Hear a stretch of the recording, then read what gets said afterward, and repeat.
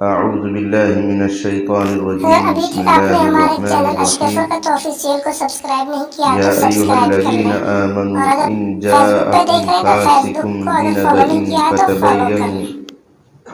ان تصیبوا قوما بجہالة فتصبحوا علی ما فعلتم نادمین۔ صدق اللہ العظیم۔ بزرگوں اور بھائیوں، یہ آیت بھی سورہ حجرات کی ہے۔ کل جو سورت پڑھی گئی تھی اس کی ابتدائی 2 آیتوں کا خلاصہ سنایا تھا، یہ اس کی تیسری آیت ہے۔ اس میں بھی ایک خاص واقعے کے تحت امت کو بہت اہم ہدایت دی گئی ہے۔ ہدایت کا خلاصہ یہ ہے، اے ایمان والو، جب تمہارے پاس کوئی بے دین آدمی، بد دین، فاسق آدمی کوئی خبر لے کر آئے تو اس خبر پر یقین نہ کرو، اس خبر کے مطابق کوئی عمل نہ کرو جب تک کہ تحقیق نہ کر لو۔ کہیں ایسا نہ ہو کہ اس فاسق اور بددین کی خبر پر تم نے عمل کیا اور پھر بعد میں پچھتاوا ہوتا رہے۔ یہ قرآن کی طرز آیت کا میں نے خلاصہ بیان کیا۔ یا ایھا الذین آمنوا ان جاءکم فاسق بنبأ، اے ایمان والو، اگر تمہارے پاس کوئی فاسق کوئی خبر لے کر آئے، فتبینوا، تحقیق کر لیا کرو، سچ ہے جھوٹ ہے، پھر کوئی اقدام کرو، پھر قدم اٹھاؤ۔ ان تصیبوا قوما بجہالۃ، کہیں ایسا نہ ہو کہ تم لوگ نادانی میں کسی قوم پر حملہ کر دو۔ مثلا کوئی دشمنی کی خبر آئی تھی، کوئی اور بات آئی تھی، تم نے ان پر حملہ کر دیا، فتصبحوا علی ما فعلتم نادمین، پھر بعد میں چل کر تم لوگ نادم اور شرمندہ ہو۔ تو اس آیت سے خلاصہ یہ نکلا کہ ہر خبر کی تصدیق نہیں کی جا سکتی، یا ہر خبر کے مطابق عمل نہیں کیا جا سکتا۔ علماء نے اس کو قانون بنا کر اس طرح لکھا ہے کہ فاسق آدمی کی خبر کو اس وقت تک قبول کرنا اور عمل کرنا جائز نہیں ہے جب تک دیگر ذرائع کے ذریعے دوسرے طریقوں سے تصدیق اور تحقیق نہ کر لی جائے۔ اول تو رد کر دو کہ جھوٹی خبر ہے، ایسا کچھ ہے ہی نہیں، لیکن اگر ضرورت ہی پڑے تو تحقیق کرو، تحقیق کے بعد پھر کوئی قدم اٹھاؤ۔ یہ آیت کب نازل ہوئی، کیا واقعہ پیش آیا تھا؟ سیرت میں لکھا ہوا ہے اور تفسیر لکھنے والوں نے شان النزول میں لکھا ہے کہ نبی کریم صلی اللہ علیہ وسلم کی خدمت میں حضرت حارث ابن زرار بن ابی زرار، یہ نبی کے سسر بھی ہوتے ہیں لیکن سسر بعد میں بنے، یہ واقعہ پہلے کا ہے۔ حضرت جویریہ رضی اللہ عنہ جو حضور کی بیویوں میں سے حضرت جویریہ، ان کے یہ والد ہیں۔ قبیلہ بنو مصطلق ایک بڑا قبیلہ تھا، اس کا یہ سردار ہے۔ یہ خود بیان کرتا ہے کہ میں رسول اللہ صلی اللہ علیہ وسلم کی خدمت میں حاضر ہوا، حضور علیہ السلام نے مجھے اسلام کی اور زکوٰۃ ادا کرنے کی دعوت دی۔ مجھے حکم فرمایا کہ میں اسلام قبول کروں اور اسلام قبول کر کے زکوٰۃ ادا کروں۔ تو میں نے نبی علیہ السلام کی دعوت کو قبول کیا، اسلام کا کلمہ میں نے پڑھا، مسلمان ہوا، اور جو زکوٰۃ بنتی تھی وہ میں نے زکوٰۃ ادا کی۔ پھر میں نے رسول اللہ صلی اللہ علیہ وسلم سے وعدہ کیا کہ میں اپنے قبیلے کا سردار ہوں، وہاں جا رہا ہوں اور اپنے لوگوں کو بھی انہی 2 باتوں کی دعوت دوں گا، اسلام کی دعوت دوں گا، اور جو مسلمان ہو جائیں گے ان کو زکوٰۃ دینے کے لیے کہوں گا، اور پھر میں ان کی زکوٰۃ کو اکٹھا کروں گا۔ اے اللہ کے نبی، آپ فلاں مہینے میں فلاں تاریخ میں اپنا کوئی آدمی بھیج دیجیے، جو زکوٰۃ اکٹھی ہوگی میں اس کے ہاتھ آپ کے یہاں مدینہ بھیج دوں گا۔ یہ معاہدہ اور یہ بات طے ہو گئی۔ یہ حارث نامی شخص وہاں سے چلا گیا واپس، اور اپنے قبیلے میں جا کر اس نے اسلام کی زکوٰۃ ادا کرنے کی دعوت دی۔ جو لوگ اس سے مانوس تھے، محبت کرتے تھے، ان کی بات مانتے تھے، ان لوگوں نے اسلام قبول کیا۔ انہوں نے زکوٰۃ ادا کرنے کے لیے کہا، انہوں نے زکوٰۃ اکٹھی کر کے دے دی۔ اب اس تاریخ کا انتظار ہے جس تاریخ کے لیے یہ کہہ کر آئے تھے کہ اللہ کے نبی اپنا کوئی آدمی بھیج دیجیے، ہم جو زکوٰۃ اکٹھی کریں گے وہ آپ کو بھیج دیں گے۔ اب وہ تاریخ آ رہی ہے اور وہ تاریخ گزر گئی اور کوئی آدمی نہیں پہنچا۔ اب حضرت حارث کو لگا کہ شاید ہماری کسی بات سے نبی صلی اللہ علیہ وسلم ناراض ہو گئے، ورنہ تو یہ تو ہو نہیں سکتا کہ حضور وعدہ کریں اور وعدے کو پورا نہ کریں۔ لگتا ہے ہماری کوئی خبر حضور کو پہنچ گئی ہے، کوئی ایسی بات وہاں تک چلی گئی ہے کہ حضور ہم سے ناراض ہیں۔ انہوں نے اپنے خاندان کے قبیلے کے بڑے لوگوں کو اکٹھا کیا اور ایک جماعت بنا کر وہ زکوٰۃ کا مال مزید تحفہ تحائف لے کر مدینہ رخصت ہونے کا ارادہ کر رہے ہیں کہ چلو ہم خود ہی ملتے ہیں حضور سے اور معافی مانگتے ہیں کہ کیا غلطی ہم سے ہو گئی ہے۔ ادھر یہ نظام ہو رہا ہے کہ نبی علیہ الصلوۃ والسلام نے اس تاریخ سے پہلے 1-2 دن پہلے ولید بن عقبہ ایک صحابی ہیں، ان کی ذمہ داری لگائی کہ تمہیں فلاں تاریخ میں کل کو پرسوں اس بستی میں جانا ہے اور وہاں حارث ملے گا، اس نے زکوٰۃ کا مال اکٹھا کر رکھا ہوگا، وہ لے کر آنا ہے۔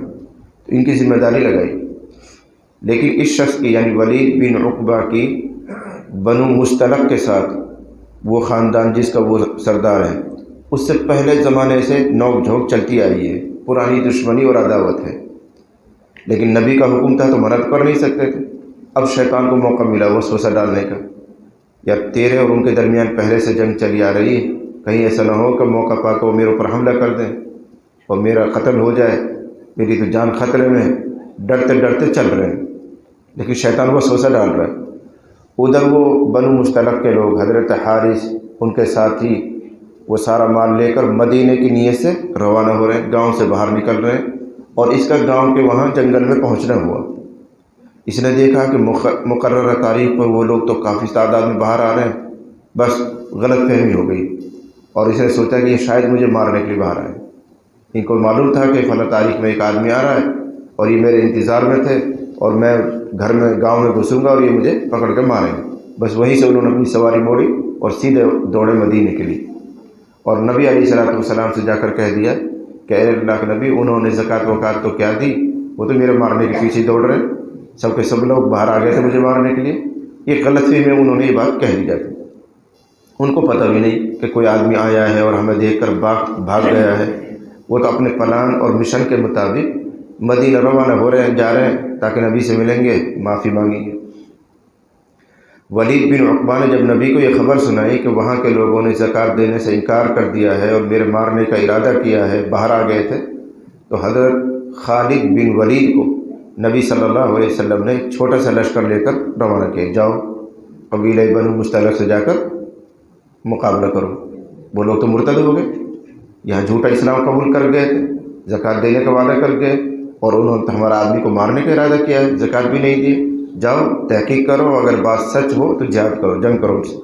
اور حضرت خالد بن ولید تو آپ جانتے ہی ہیں، بڑے شہ سوار تھے اور طاقتور تھے، اور کبھی وہ شکست انہوں نے دیکھی ہی نہیں، اللہ نے ان کی قسمت میں ہار لکھی ہی نہیں تھی۔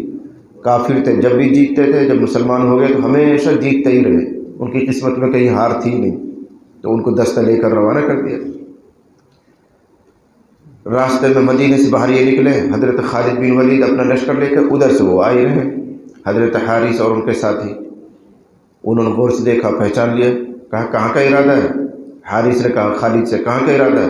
کہ تمہارا ہی ارادہ ہے، تمہارے ہی خاندان مارے، تم سے جنگ کریں، تم لوگ تو مرتد ہو گئے ہو، تم لوگوں نے زکوٰۃ دینے سے انکار کر دیا ہے، اور نبی نے جس آدمی کو بھیجا تھا تم نے اس کا قتل کا ارادہ کیا۔ انہوں نے کہا حاشا کر اللہ، ہمیں تو خبر بھی نہیں، ہم نے تو خالد کو دیکھا بھی نہیں۔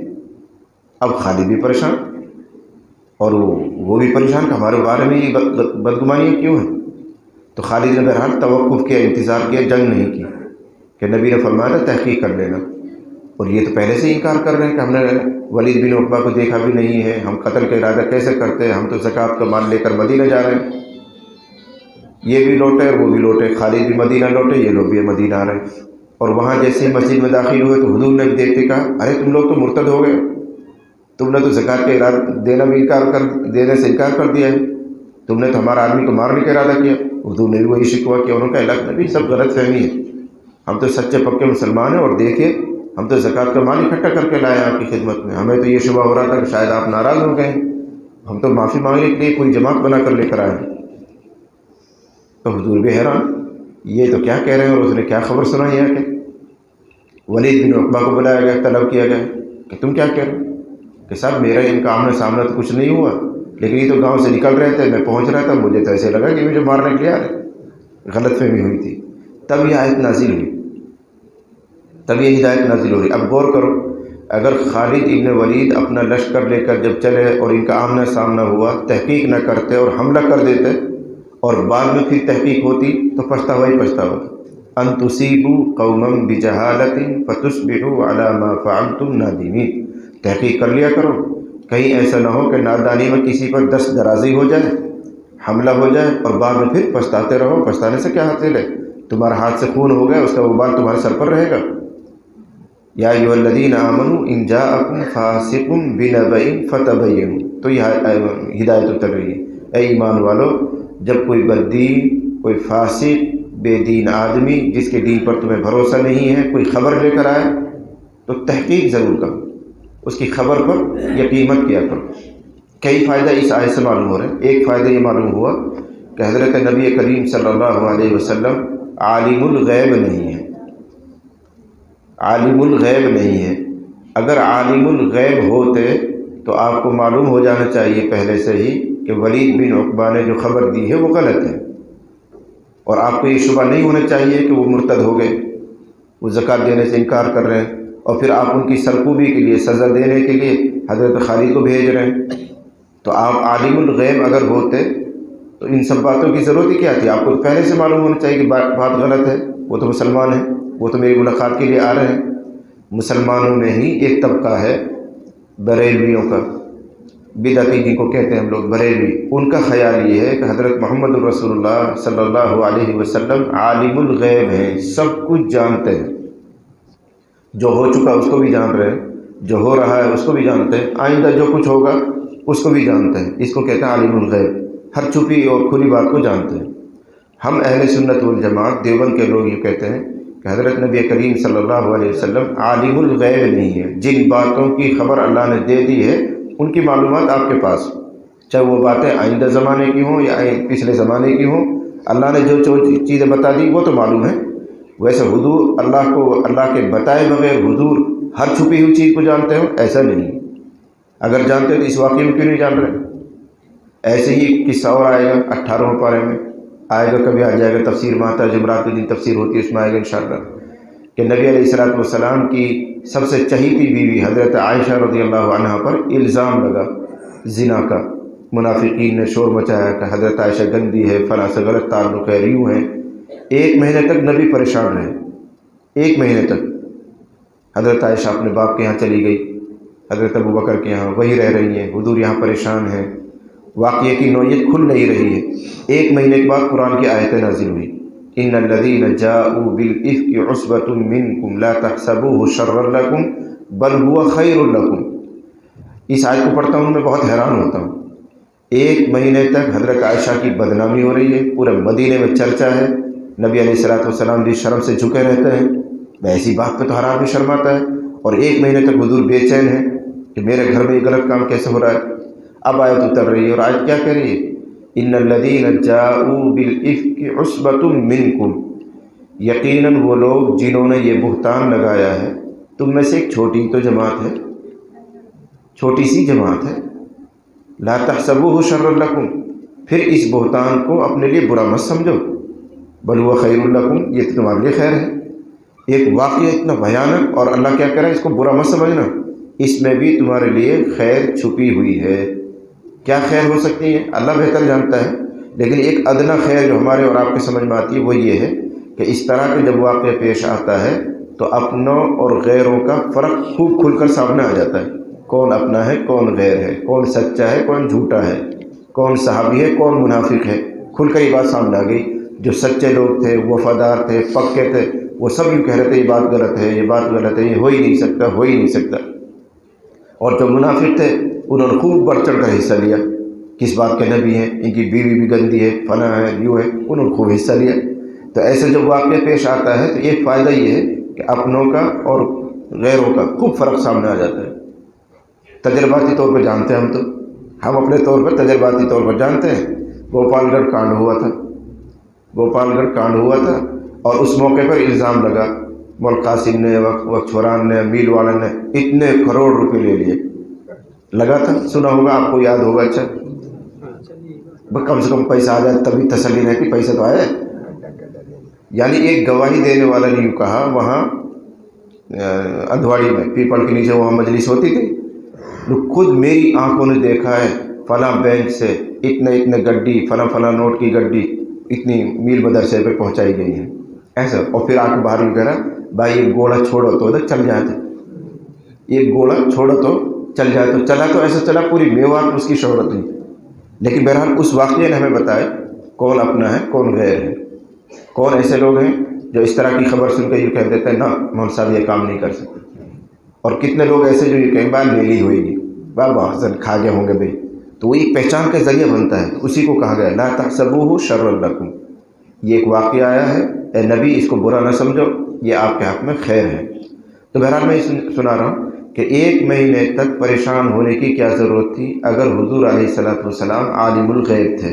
آپ کو پتہ چل جانا چاہیے جھوٹ ہے، فلاں نے الزام لگایا، حضرت عائشہ ایسی غلطی نہیں کر پائیں گی. قرآن اترنے کی کیا ضرورت تھی؟ عالم الغیب تھے، حضور کو سب پتہ چلنا چاہیے. اور بھی قصے ایسے ہیں، متعدد واقعات ہیں. میں نے پہلے بھی ایک مرتبہ قصہ آپ کو سنایا کہ نبی علیہ الصلوۃ والسلام تہجد پڑھ رہے تھے اور سجدے سے فارغ ہو کر ایسے مصلی پہ ہاتھ رکھ کر آپ کھڑے ہونے چاہ رہے ہیں، بچھو نے کاٹ لیا. اب دیکھو نبی ہیں، نبیوں کے سردار ہیں، بچھو کاٹ رہا ہے. آپ نے جلدی سے نماز پوری کی، پانی میں نمک ملایا، اس کو ڈالتے جا رہے ہیں اور کچھ کلمات پڑھتے جا رہے ہیں اور فرما رہے ہیں یہ بڑا خبیث جانور ہے، نہ نبی کو چھوڑتا ہے نہ غیر نبی کو چھوڑتا ہے، نہ نمازی کو بخشتا ہے نہ غیر نمازی کو بخشتا ہے، اس کی نگاہ میں تو سب برابر ہیں. ڈالتے جا رہے ہیں. تو تکلیف تو ختم ہو گئی، لیکن اس واقعے میں غور کرو، ایک پوائنٹ یہ بھی نکلا کہ نبی علیہ الصلوۃ والسلام عالم الغیب نہیں ہے. تو آپ کی انگلی کے نیچے وہاں بچھو ہے تو اس کی بھی خبر آپ کو نہیں. اگر عالم الغیب ہوتے تو آپ کو پتہ ہونا چاہیے یہاں بچھو ہے. اندھیری راتیں رہتی تھی، کوئی ایسی لائٹ تھوڑی ہوتی تھی، تو آپ کو پتہ ہونا چاہیے یہاں بچھو ہے، یہ مجھے خطرہ پہنچا سکتا ہے، مجھے ڈنگ مار سکتا ہے، لیکن نہیں. تو ایسے سینکڑوں واقعات ہیں جن سے یہ اشارہ ملتا ہے کہ نبی علیہ الصلوۃ والسلام عالم الغیب نہیں تھے. جن باتوں کی خبر اللہ تعالیٰ نے آپ کو دے دی تھی وہ آپ کو معلوم تھی، جن باتوں کی خبر نہیں دی گئی تھی وہ آپ کو معلوم نہیں تھی، وہ پردے میں ہی تھی، وہ غیب میں ہی تھی. پھر قرآن کریم کی صریح آیت موجود ہے ان اللہ عندہ علم الساعہ وینزل الغیث ویعلم ما فی الارحام وما تدری نفس، کہ 5 چیزیں ایسی ہیں جن کا علم اللہ کے سوا کسی نبی کو بھی نہیں. تو نبی علیہ الصلوۃ والسلام بھی آپ سے اعلان کروائے گئے 20 پارے میں قل لا یعلم من فی السماوات والارض الغیب الا اللہ.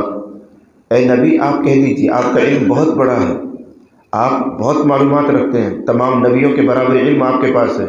کہیں ایسا نہ ہو کہ آپ کے علم سے لوگ متاثر ہو کر یوں کہنے لگ جائیں کہ آپ کا علم اللہ کے برابر ہے، اللہ کے علم کی جانکاری اللہ کی جانکاری کے برابر ہے، آپ عالم الغیب ہیں. اس لیے آپ ہی اعلان کرو لوگوں میں، خود کہو لا یعلم قل لا یعلم من فی السماوات والارض، کیا من فی السماوات والارض الغیب الا اللہ، جو کچھ آسمانوں اور زمین میں جتنے انسان ہیں، چرندے ہیں، پرندے ہیں، فرشتے ہیں، اللہ کے علاوہ ان کے علاوہ کوئی غیب کو نہیں جانتا. اے محمد اعلان کیجیے. تو نبی سے ہی اعلان کروایا گیا تاکہ لوگوں کی غلط فہمی نہ ہو. پھر آپ بار بار فرما رہے ہیں واللہ لا ادری واللہ لا ادری واللہ لا ادری ما یفعل بی ولا بکم، اللہ کی قسم میں نہیں جانتا، اللہ کی قسم میں نہیں جانتا کہ میرے ساتھ تمہارے ساتھ مرنے کے بعد کیا ہونے والا ہے، قبر میں کیا ہوگا، حشر میں کیا ہوگا، کیسے نمٹیں گے، میں اور تمہارے بارے میں نہیں جانتا، اپنے بارے میں نہیں جانتا. تو حدیثیں تو بے شمار ہیں، آیات بھی بے شمار ہیں.